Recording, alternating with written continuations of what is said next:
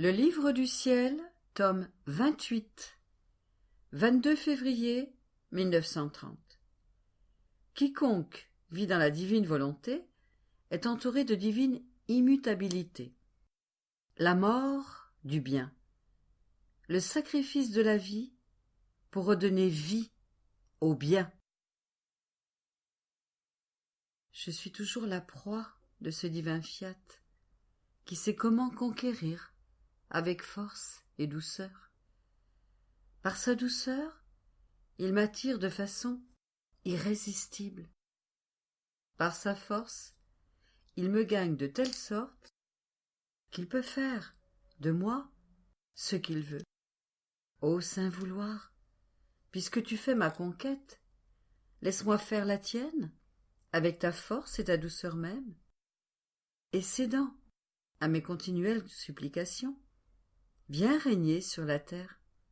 Forme ton doux enchantement à la volonté humaine, et que tout devienne divine volonté sur la terre. Je pensais au divin vouloir, lorsque mon doux Jésus se fit voir, en se manifestant en moi, et me dit « Ma fille, si tu savais ce que signifie te faire la proie de ma divine volonté, l'âme reste entourée de notre immutabilité, et tout devient pour elle immuable. Immuable la sainteté, la lumière, la grâce, l'amour.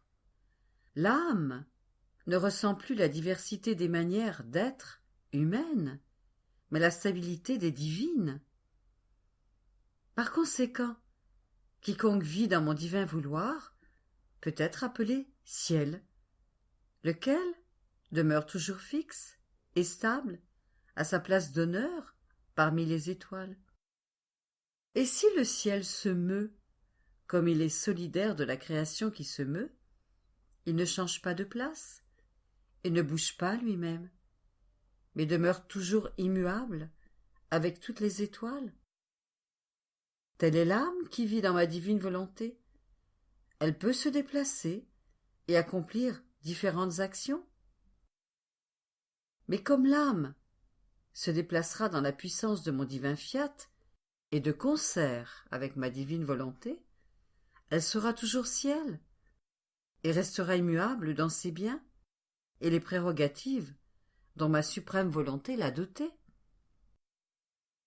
Par contre, celle qui vit en dehors de mon divin fiat, sans sa puissance agissante, peut être appelée du nom de ces étoiles errantes qui tombent dans l'espace, comme si elles n'avaient pas de point fixe. Et ces âmes ressemblent à ces étoiles qui tombent tête première, comme si elles s'étaient détachées de la voûte du ciel. Telle est l'âme qui ne vit pas dans ma divine volonté. Elle change à tout moment et ressent en elle-même une telle variété de changements qu'elle se lasse de faire continuellement le bien. Et si quelque étincelle de lumière sort de cette âme, c'est comme la lumière d'une de ces étoiles qui disparaît immédiatement. On peut dire que c'est là le signe pour savoir si une âme vit dans la divine volonté, l'immutabilité du bien, et le signe pour savoir si l'on vit dans la volonté humaine, l'âme change à tout moment. Après quoi, je suivais les actes du divin fiat.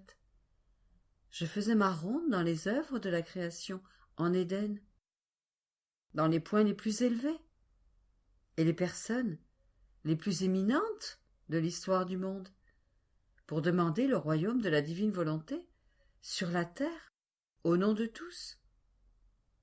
Mon doux Jésus, se manifestant en moi, me dit « Ma fille, en se retirant de ma divine volonté, l'homme donna la mort aux bienfaits que mon divin fiat aurait fait surgir en lui, si mon fiat n'avait pas été rejeté. Lorsque l'homme sortit de ma divine volonté, l'acte continu de la vie divine mourut en l'homme. La sainteté qui toujours grandit mourut. La beauté qui jamais ne cesse, afin de rendre toujours plus beau, mourut, elle aussi, ainsi que l'amour inépuisable, qui jamais ne dit « c'est assez » et veut toujours donner. Plus encore, en rejetant ma divine volonté, c'est l'ordre qui mourut, avec l'air et la nourriture qui aurait nourri l'homme continuellement. Tu vois donc combien de bienfaits divins l'homme a fait mourir en lui, par son retrait de ma divine volonté. Or, là où il y a eu mort du bien, il faut le sacrifice de la vie pour faire renaître ce bien. C'est pourquoi, lorsque j'ai voulu renouveler le monde et donner un bien aux créatures, j'ai demandé avec justice et sagesse le sacrifice de la vie, comme j'ai demandé à Abraham qu'il me sacrifie son fils unique, ce qu'il a fait, et c'est moi qui l'en ai empêché. Dans ce sacrifice qui coûtait à Abraham plus que sa propre vie, s'élevait la nouvelle génération d'où devait descendre le divin libérateur et rédempteur, qui allait faire renaître le bien dans la créature. Avec le passage du temps, j'ai permis à Jacob le sacrifice et la grande douleur de la mort de son fils bien-aimé Joseph. Même si Joseph n'était pas mort, il l'était en réalité pour Jacob. C'était le nouvel appel qui s'élevait à nouveau dans ce sacrifice. Le libérateur céleste demandait que renaisse le bien perdu. C'était aussi la même chose pour ma venue sur terre. Je voulais mourir. Avec le sacrifice de ma mort, j'appelais la renaissance de toutes ces vies et du bien que la créature avait fait mourir. Et je voulais ressusciter pour confirmer la vie du bien et la résurrection de la famille humaine. Quelle grande offense que de faire mourir le bien, si grande que le sacrifice d'autres vies est nécessaire pour le faire renaître. Or, avec ma rédemption et le sacrifice de ma mort, comme la divine volonté ne régnait pas dans la créature, tout le bien n'était pas ressuscité dans la créature. Ma divine volonté est réprimée et ne peut pas développer la sainteté qu'elle veut. Le bien souffre de façon intermittente. Tantôt il revit, tantôt il meurt. Et mon fiat reste avec la souffrance continuelle de ne pas pouvoir faire renaître dans la créature tout le bien qu'il voudrait. C'est pourquoi je suis resté dans la petite hostie sacramentelle, partie du ciel, mais resté sur terre, parmi les créatures, afin de naître, de vivre et de mourir, quoique de façon mystique, pour que tout le bien puisse renaître dans les créatures. Ce bien que l'homme avait rejeté en se retirant de ma divine volonté, et uni à mon sacrifice, j'ai demandé le sacrifice de ta vie, pour que renaisse le royaume de ma divine volonté parmi les générations humaines.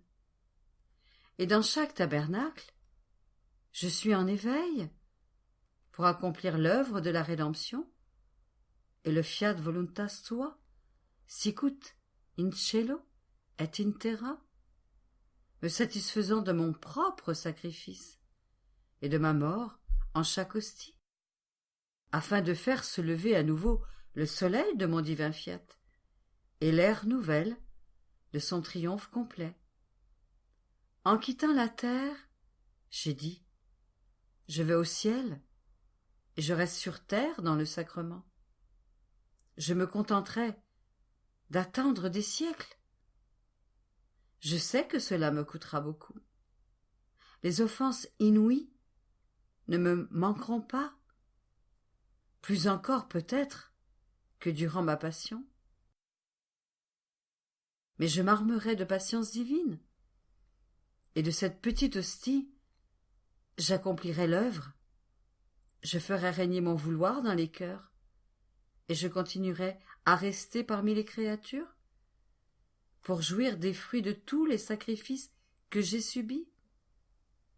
Par conséquent, sois uni avec moi au sacrifice pour une cause si sainte et pour le juste triomphe de ma volonté qui va régner et dominer. 26 février 1930. Il est nécessaire de désirer un bien. Si le peuple de la divine volonté n'est pas formé, la divine volonté ne peut pas avoir son royaume. Quiconque vit dans le fiat est propriétaire. La créature qui fait son propre vouloir est servante.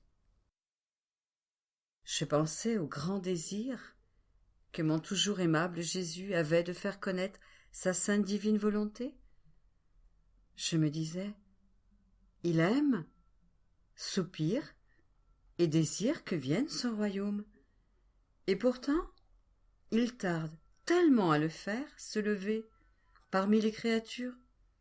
S'il le voulait, il pourrait tout faire. Ce n'est pas la puissance qui lui manque. Il pourrait, en un seul instant, transformer le ciel et la terre. Qui peut résister à sa puissance? Personne. De plus, en Jésus, vouloir quelque chose et pouvoir quelque chose, c'est une seule et même chose. Alors, pourquoi ce retard? Je pensais à cela lorsque mon doux Jésus se manifesta en moi et me dit: Ma fille, attendre, désirer et vouloir un bien, c'est se disposer à le recevoir. Lorsque quelqu'un reçoit un bien qu'il a longtemps attendu, il aime ce bien, l'apprécie, en prend soin et accueille le porteur de ce bien qu'il attendait depuis longtemps. De plus, c'est là un autre excès de notre amour, que la créature désire ardemment le bien que nous désirons lui donner, parce que nous voulons que la créature y mette du sien, au moins par ses soupirs, ses prières et sa volonté de vouloir ce bien, pour que nous puissions dire: Vois, tu l'as mérité, parce que de ton côté, tu as fait ce que tu pouvais pour l'obtenir. En réalité, tout est un effet de notre bonté. C'est pourquoi nous commençons par faire connaître ce que nous voulons donner aux créatures. On peut dire que nous lui envoyons de la correspondance, des lettres d'amour. Ainsi, nous envoyons nos messagers qui disent ce que nous voulons donner. Et tout cela pour disposer les créatures, leur faire désirer ce grand don que nous voulons leur faire. N'est-ce pas ce que nous avons fait pour le royaume de la rédemption? Il y a eu 4000 ans d'attente. Plus le temps approchait, plus les missives se faisaient pressantes et les lettres plus fréquentes. Et tout cela pour les bien disposer. C'est la même chose pour le royaume de la divine volonté. Je retarde parce que je veux qu'ils le connaissent, qu'ils prient pour sa venue, qu'ils désirent son règne et comprennent la grandeur de ce don, afin que je puisse leur dire: Vous l'avez voulu et mérité, et il vient régner parmi vous. Par votre connaissance, vos prières et votre désir, vous avez formé son peuple choisi, où je peux dominer et régner. Sans un peuple, un royaume ne peut pas être formé. Et c'est aussi la raison pour laquelle il faut que l'on sache que ma divine volonté veut régner sur la terre. Pour qu'il prie, désire et se dispose à former son peuple, où ma divine volonté peut descendre parmi eux, et former son palais royal, son siège, son trône. Par conséquent, ne sois pas étonné de voir tant d'intérêt de ma part à vouloir le règne de ma volonté, et à le retarder. Ce sont les dispositions de notre inatteignable sagesse qui dispose chaque chose avec ordre. Le retard sert à donner leur envol à ces connaissances, qui seront comme des lettres, des télégrammes et des appels téléphoniques, autant de messagers qui forment le peuple de ma divine volonté. Aussi, prie, et que ton envol soit continuel. Après quoi, je poursuivais ma ronde dans le divin fiat. Arrivé en Éden, je m'attardais à penser à l'échange d'amour entre Dieu et Adam innocent. Comment la divinité, ne trouvant aucun obstacle de la part de l'homme, en déversait sur lui des torrents. Avec son amour, la divinité faisait le ravissement de l'homme, en lui faisant entendre une douce voix qui lui disait « Fils, je t'aime tant ». Et Adam, blessé et ravi par cet amour éternel, répétait à son tour « Je t'aime ». Et se jetant dans les bras de son Créateur, Adam se serrait si fort contre lui qu'il ne savait comment s'en détacher, parce que son Créateur était le seul amour qu'il connaissait, et l'aimer était son unique raison de vivre. Mon esprit se perdait dans cet échange d'amour entre Dieu et la créature, lorsque mon doux Jésus, toute bonté, me dit « Ma fille, quel doux souvenir que la création de l'homme. Il était heureux, et nous aussi. Nous goûtions le fruit du bonheur de notre œuvre. Nous avions tant de plaisir à l'aimer et à être aimés par lui. Notre divine volonté le conservait jeune et beau, et en l'apportant dans ses bras de lumière, notre volonté nous faisait contempler combien l'œuvre que nous avions créée, notre cher fils, était belle. Il était comme un fils dans notre maison, dans nos biens infinis. Et puisqu'il était notre fils, il était aussi le propriétaire. Il aurait été contre la nature de notre amour de ne pas faire de notre fils un propriétaire. Lui que nous aimions tant et qui nous aimait. Dans un amour vrai, on ne dit pas « ceci est à moi » et « ceci est à toi », mais tout est mis en commun. Et l'avoir fait propriétaire ne nous causait aucun ennui. Au contraire, cela nous réjouissait. Il nous faisait sourire, il nous amusait, et il nous faisait les merveilleuses surprises de nos propres biens. De plus, comment ne pouvait-il pas être propriétaire s'il possédait notre divine volonté, qui règne suprême sur toute chose? En ne faisant pas de lui un propriétaire, nous aurions dû mettre notre volonté en esclavage, ce qui ne se pouvait. Il n'y a pas d'esclavage où règne notre volonté, mais tout est propriété.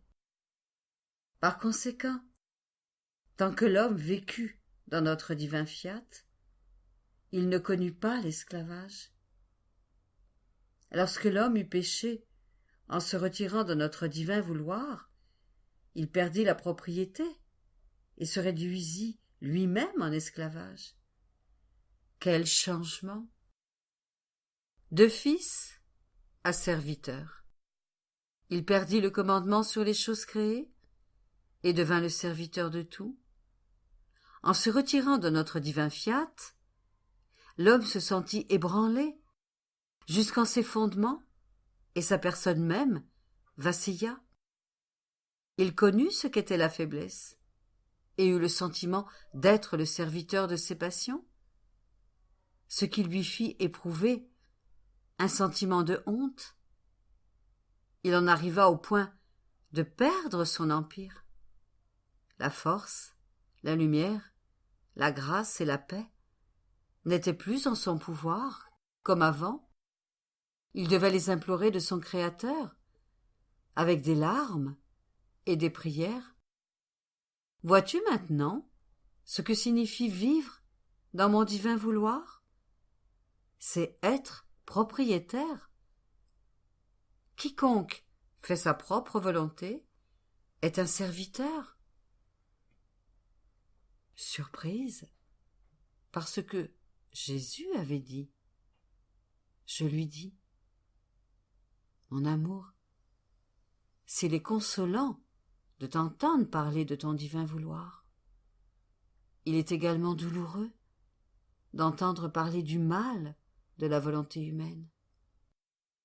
Jésus ajouta, ma fille, s'il est nécessaire de te parler de mon divin fiat, qui servira d'invitation, d'attrait et de voix tendre, douce et forte, pour vous inviter tous à vivre dans le palais royal de ma divine volonté, afin de ne plus être serviteurs, mais propriétaires, il est également nécessaire de vous parler du mal de la volonté humaine, car je n'enlèverai jamais à l'homme son libre arbitre. Par conséquent, dans le royaume de ma divine volonté, il est nécessaire que je crée la garde-montée royale, ces nobles sentinelles qui rendent les créatures attentives, en leur faisant connaître le grand mal de la volonté humaine, pour qu'elles soient attentives. Ainsi, abhorrant la volonté humaine, les créatures aiment le bonheur et la propriété que leur donne ma divine volonté.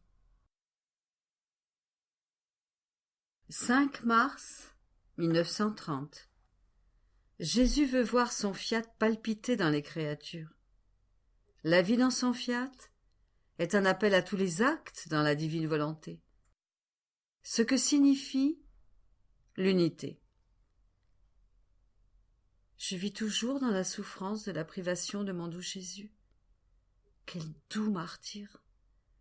Sans son saint vouloir, qui prend la place de Jésus, il me fait sentir continuellement que lorsque son vouloir me donne la vie, il me garde continuellement occupé et perdu en lui.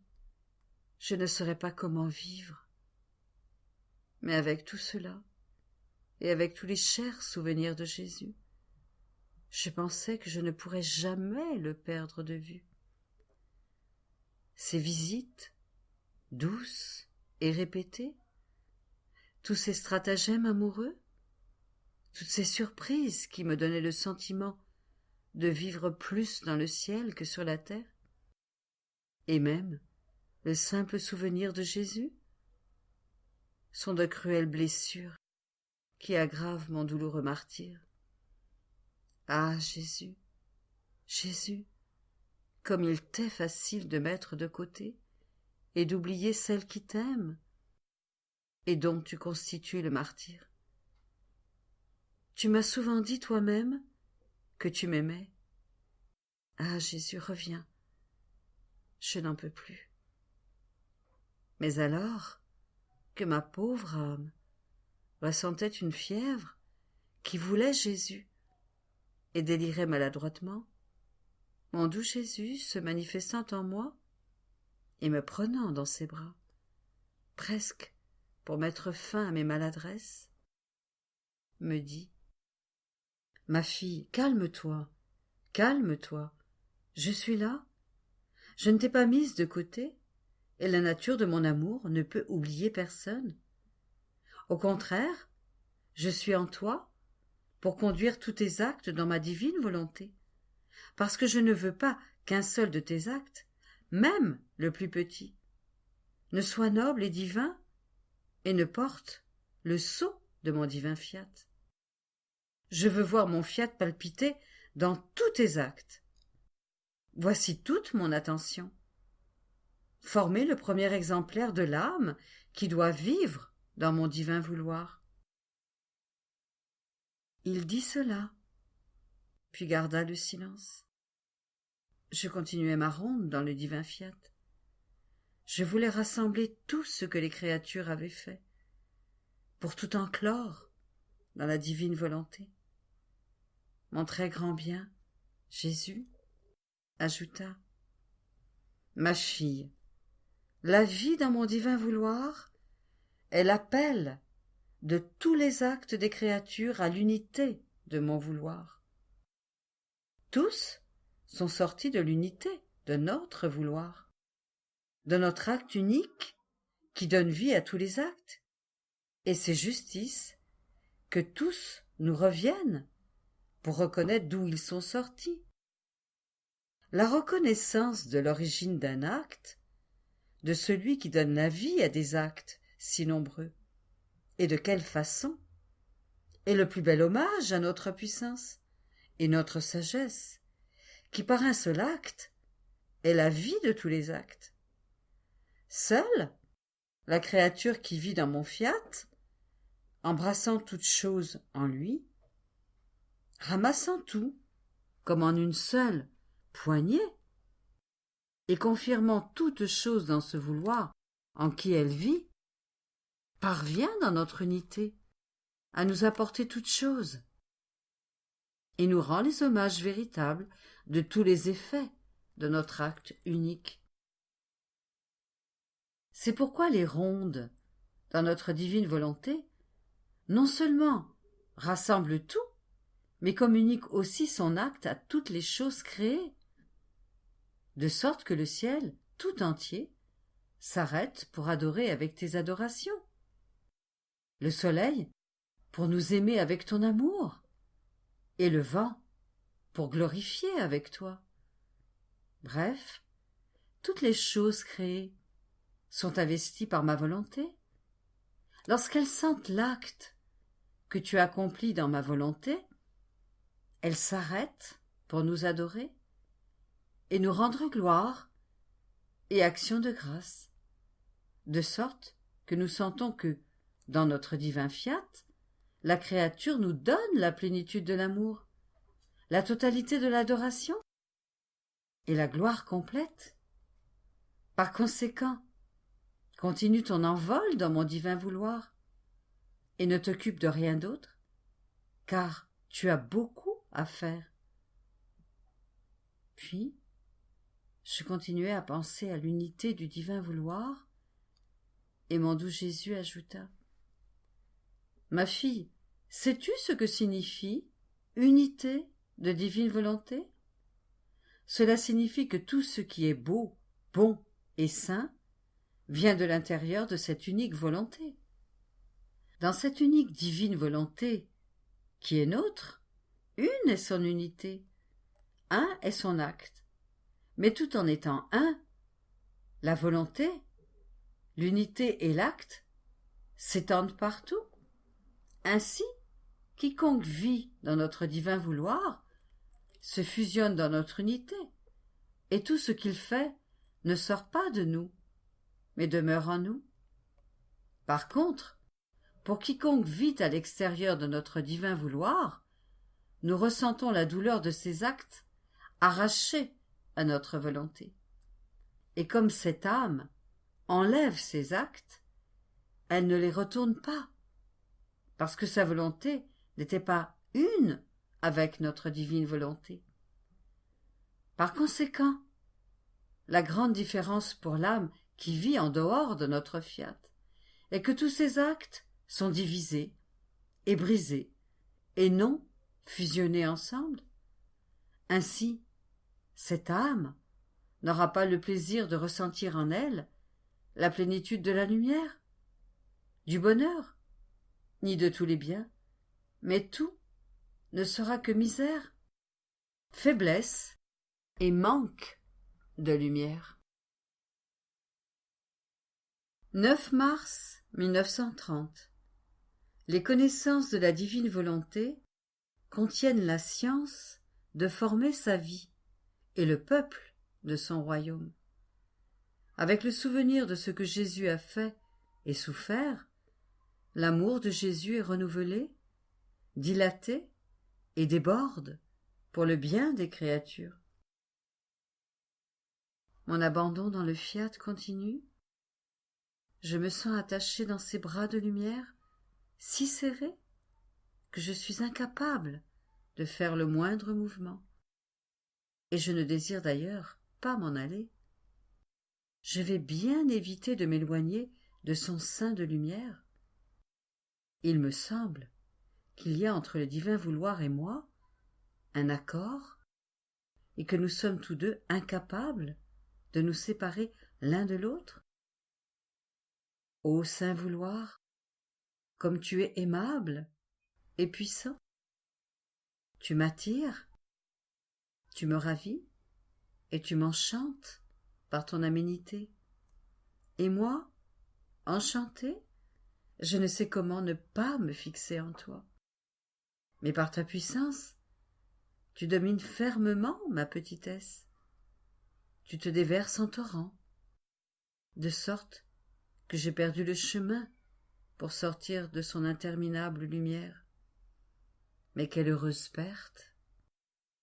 Oh, je t'en prie, adorable fiat, que tous perdent aussi le chemin, afin qu'ils ne connaissent que celui qui conduit dans ta divine volonté. Mais comment les créatures peuvent-elles connaître un tel bien? Je pensais à cela lorsque mon doux Jésus, se faisant entendre en moi, me dit « Ma fille, les connaissances de mon divin vouloir sont des chemins qui peuvent conduire les créatures dans les bras de lumière de mon divin fiat. Les connaissances sont des semences, et cette semence marque le commencement de la naissance de ma divine volonté dans la créature. Chaque connaissance sera comme une petite gorgée de vie qui formera la maturité de cette vie divine dans la créature. C'est pour cette raison que je t'ai dit bien des choses sur mon divin fiat. Chaque connaissance apportera quelque chose qui fera mûrir la vie de mon vouloir dans les âmes. L'une apportera la semence, une autre la naissance, la nourriture, l'air, la lumière, et une autre encore la chaleur. Chaque connaissance contient un degré plus élevé de maturité. Par conséquent, plus les créatures chercheront à savoir ce que j'ai manifesté sur mon divin fiat, plus elles se sentiront mûrir. Mes connaissances sur mon divin fiat façonneront les âmes et éteindront les feux de la volonté humaine par leur toucher. Ces connaissances seront comme une mère de miséricorde qui, à n'importe quel prix, veut guérir son enfant et le voir beau et en santé. Si tu savais ce que signifie une connaissance de ma divine volonté, ces connaissances contiennent la science de la formation de la vie de ma divine volonté pour former le peuple de son royaume. Même dans le monde naturel, cela se passe ainsi. Quiconque veut enseigner doit connaître ce qui concerne les sciences. S'il ne veut pas s'appliquer à connaître les sciences, il ne sera jamais préparé pour être enseignant. Et selon le degré de science qu'il a étudié, son degré d'instruction sera plus ou moins élevé. Avec un peu de science, il pourrait avoir la formation d'un enseignant à l'élémentaire. S'il a beaucoup de science, il pourrait avoir la préparation pour être professeur dans une école supérieure. Ainsi, selon ce qui est connu, dans les arts comme dans les sciences, ils sont d'autant mieux formés dans ce bien qu'ils connaissent et capables de faire grandir chez les autres le bien de la science et de l'art qu'ils possèdent. Or, si je te donnais tant de connaissances sur ma divine volonté, ce n'était pas pour t'apprendre de merveilleuses nouvelles.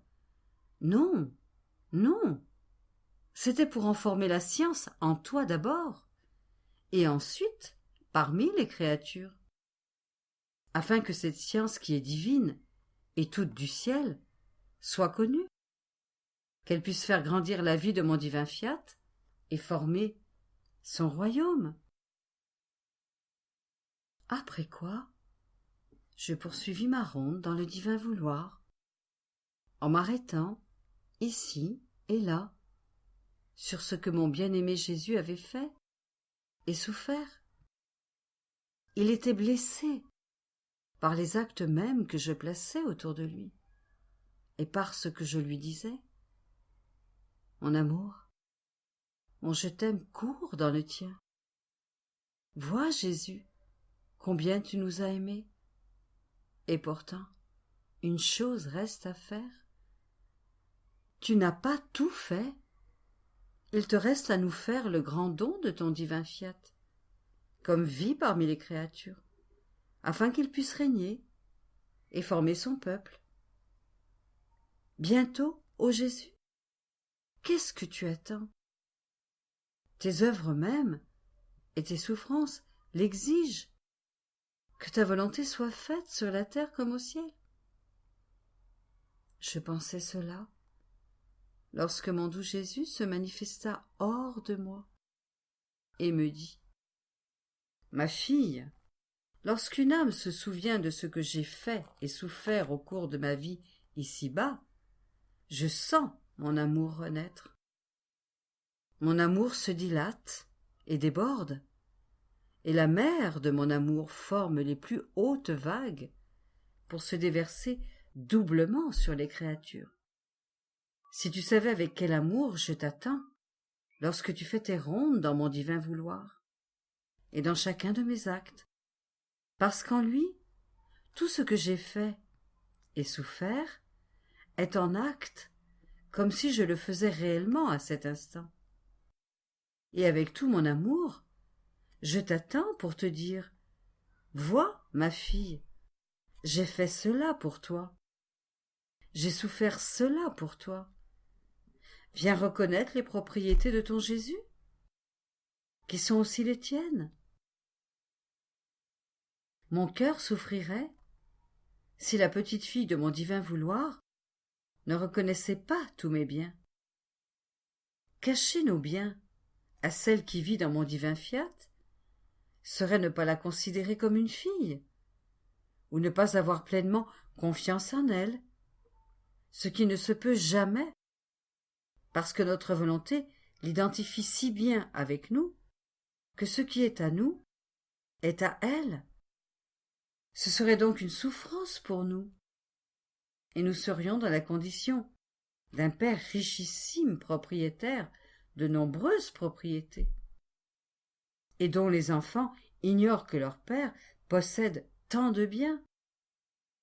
Par conséquent, ne connaissant pas ces biens, ces enfants ont l'habitude de vivre dans la pauvreté, et de manière rustique, et ils ne s'habilleraient pas non plus de façon noble.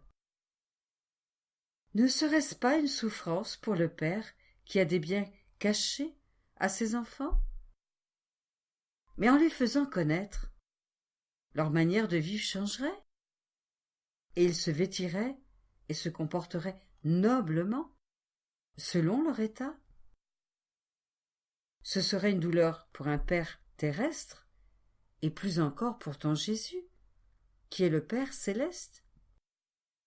En te faisant connaître ce que j'ai fait et souffert, et tous les biens que possède mon divin vouloir, mon amour grandit envers toi, et ton amour augmente toujours plus.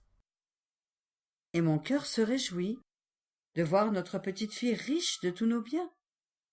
Par conséquent, tes rondes dans mon divin vouloir sont un exécutoire pour mon amour, et elles me disposent à te faire connaître de nouvelles choses, et à te donner une petite leçon de plus sur tout ce qui nous concerne, et elles te disposent à écouter et à recevoir nos dons.